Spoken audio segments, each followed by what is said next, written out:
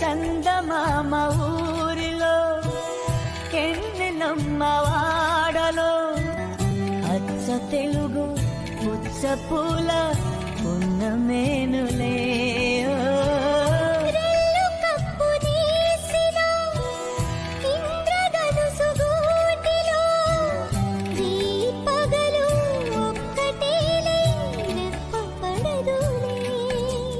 మబ్బులే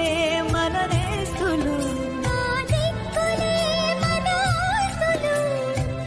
చల్లగాలులా పల్లకీలలో